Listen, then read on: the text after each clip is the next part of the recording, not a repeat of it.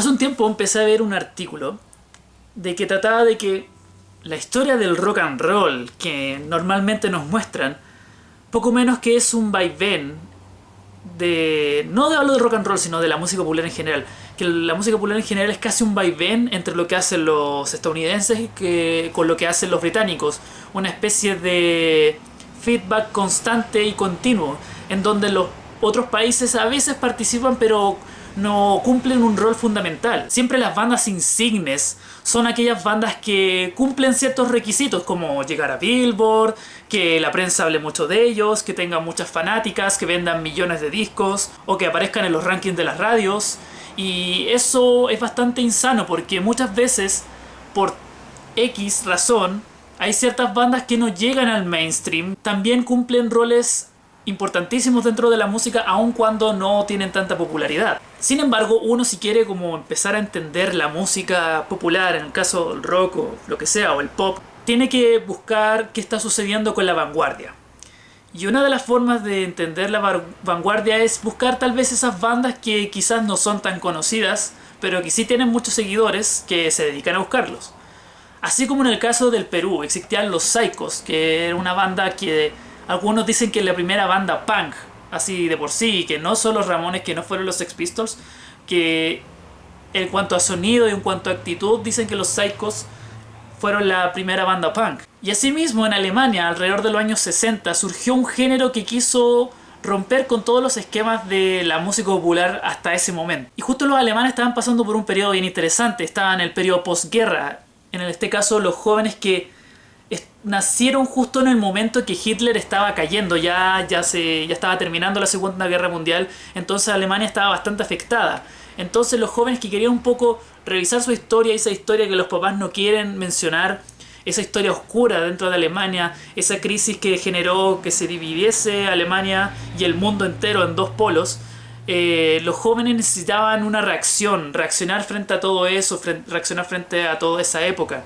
Melómanas y melómanos, en el día de hoy les voy a hablar en las charlas del profesor Rayado del krautrock, uno de los géneros musicales y movimientos más vanguardistas y más extremos y más revolucionarios que han existido a lo largo de la historia de la música. El krautrock ha influenciado a mucha gente, desde P.I.L., Radiohead, The Mars Volta, Gorillaz, incluso se dice que el krautrock es el comienzo de la música electrónica. Si bien hay muchas bandas que respetan mucho el krautrock y escuchan mucho krautrock, a mi parecer es un género todavía que es bastante desconocido a la masa. Tú le preguntas sobre el krautrock a alguien y ni siquiera ha escuchado el nombre. No pasa tanto, por ejemplo, con el punk o el heavy metal, que uno siempre ha escuchado algo sobre ellos. En cambio, del krautrock no se sabe tanto y sin embargo es uno de los movimientos más interesantes. Veremos orígenes del estilo, influencias, grandes exponentes de la música, sus características musicales y finalmente voy a mencionar 10 discos básicos para que puedas empezar a escuchar krautrock. Así que eso, empecemos.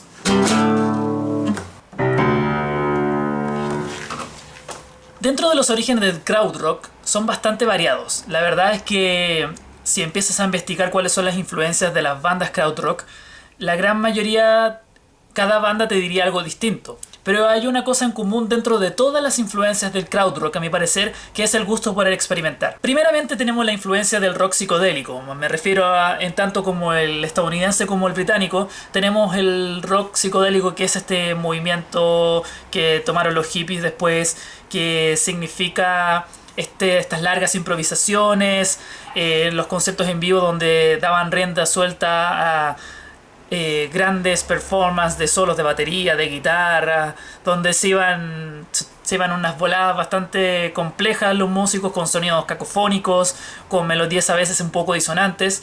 En el caso de los gringos teníamos a The Grateful Dead, a Jefferson Airplane, ese tipo de bandas. En el caso de los británicos tenemos a Soft Machine y obviamente a los gloriosos Pink Floyd, pero no de la era Dark Side of the Moon, que es cualquier persona debe creer, sino la era Syd Barrett, que es la era mucho más psicodélica, mucho más experimental y al mismo tiempo es una de las más interesantes, con el primer disco Piper at the Gates of Dawn. Y también podríamos considerar a los Beatles acá en el caso del Sgt. Pepper, The Magical Mystery Tour. Y a pesar que de entrado a los 70 la música psicodélica empezó a quedar un poco atrás, la gente que formó el krautrock tomó ese lenguaje yacero con improvisación y sonidos raros dentro de su propio lenguaje. Otro personaje que hay que mencionar sin dudas es Frank Zappa. Para mí, Frank Zappa es uno de los compositores más importantes de la historia de la música y él experimentó con todo tipo de sonidos. La discografía de Zappa es tremendamente larga, aún no he podido escucharla completa,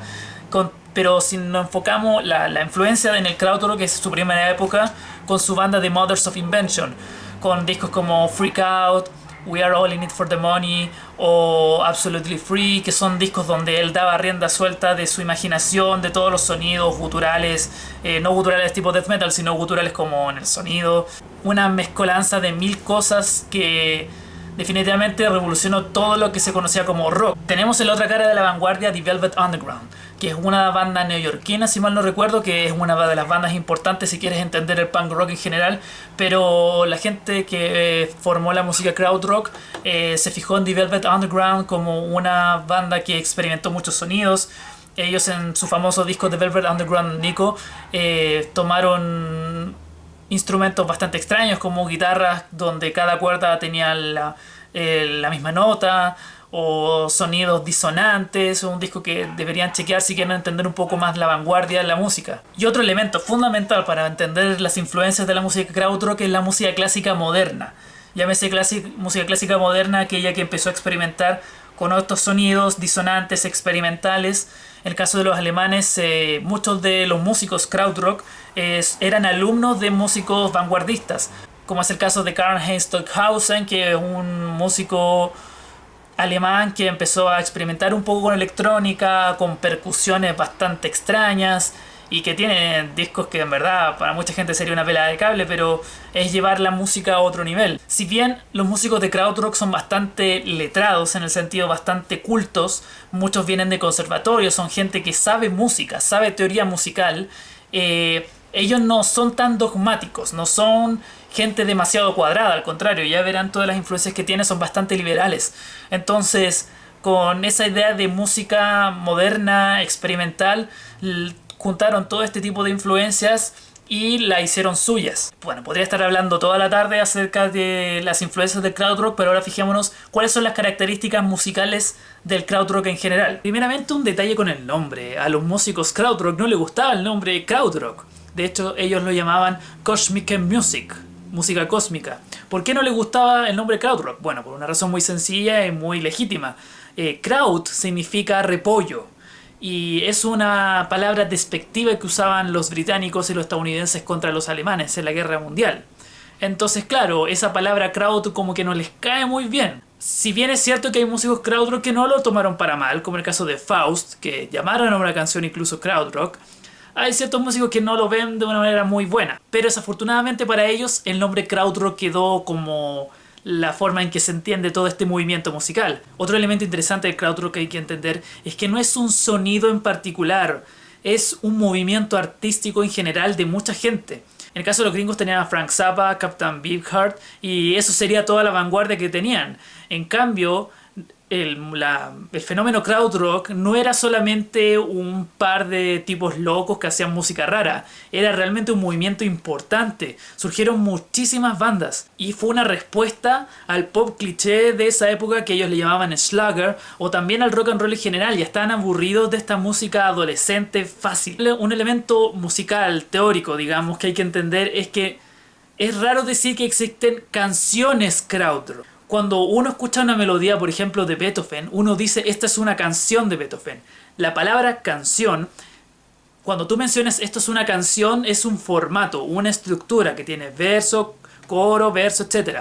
En cambio, una obra musical, una pieza musical, es unas melodías progresivas que se van juntando con otras cosas y que no tienen una estructura definida. Entonces, en el caso del krautrock, si bien tienen nombres sus temas, no podrían ser considerados canciones como tales. Si bien hay bandas que utilizaron el formato canción haciéndolas bastante audibles, te vas a topar cuando escuches krautrock melodías bastante largas, melodías bastante extensas que carecen de estructura. Otra característica es el uso de la electrónica. Se le considera al krautrock como el comienzo de la música electrónica. ¿Por qué? Porque empezaron a experimentar, a jugar, así como un niño con un juguete nuevo apretando botoncitos.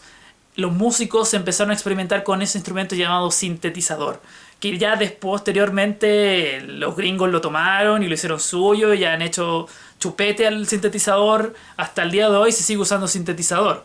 En el caso del krautrock empezaron a experimentar con este instrumento bastante nuevo, bastante tecnológico, que he visto documentales un poco de krautrock que decían que apretaban un sonido que salía y después no sabían cómo replicarlo porque es una máquina bastante compleja de utilizar. No es como una guitarra que tú tocas la nota y siempre va a sonar igual. Por lo tanto, la electrónica en el krautrock es un elemento importante y lo encuentras en bandas como Tangerine Dream, los primeros Kraftwerk o también la banda Cluster. Entonces, ¿por qué se llama krautrock? Así como rock. Bueno, resulta que existen bandas que sí utilizan guitarra eléctrica, que utilizan batería. De hecho, una de las bandas insignes se llama Noi y es batería con guitarra esencialmente. En el caso de Can es un formato de banda bastante común en el sentido de que, bien, si bien la música es bastante extraña, tenemos a baterías, guitarras, bajo, teclado y también un frontman bastante extraño. Y en cuanto a la performance de su instrumento, será bastante minimalista. Es decir, muchas veces te vas a encontrar con el mismo riff constantemente, una y otra vez, repitiéndose a lo largo de la canción, mientras la batería va a un ritmo bastante monótono.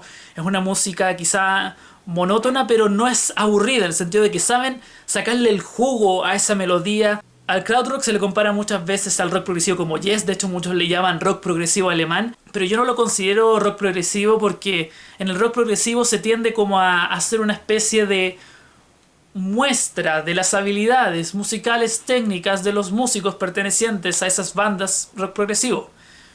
Y también el juego de los compases raros, pero igual muchas veces mantiene una estructura canción.